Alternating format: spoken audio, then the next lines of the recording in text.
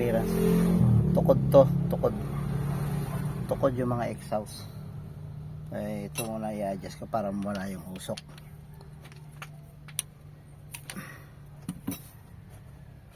Hindi.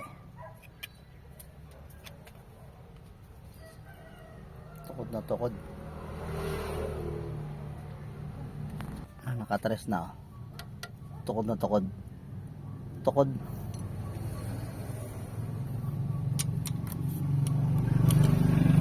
May clearance yung exhaust pero yung yung intake pero exhaust wala. Ayan, oh. Tukod na tukod yung barbula.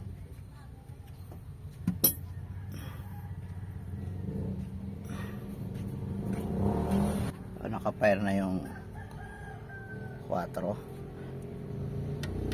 Ayan, clearance. Isa. Meron na. So, meron clearance. So, pwede tayo magpa-start dyan. Malaman natin kung uusok pa. 4. Oh, yun na. Tukod lang. Nadali.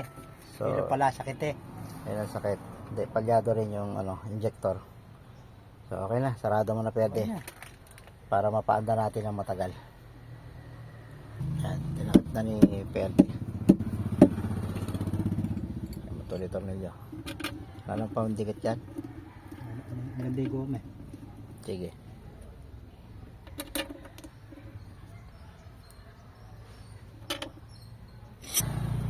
Pak na.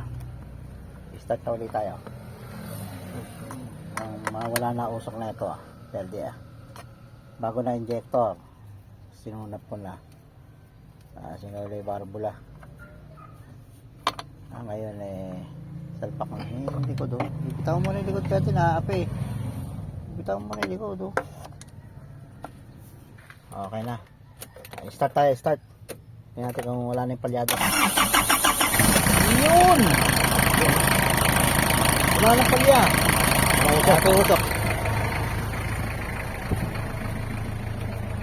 Wala na rin. Yun o. Dilaw. Revolution mo. Job done na tayo. Revolution mo.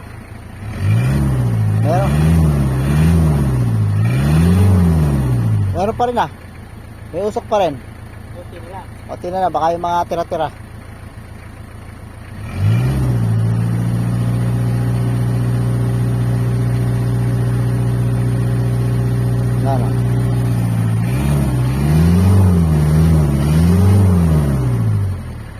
Wala na.